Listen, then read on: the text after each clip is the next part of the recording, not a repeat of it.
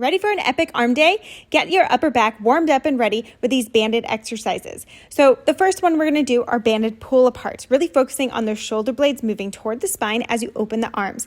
Make sure that you move in all different directions, not just out to the side. This is going to help to prepare those shoulders, joints, and ligaments for the movement ahead in the workout in all ranges of motion, especially in that overhead positioning.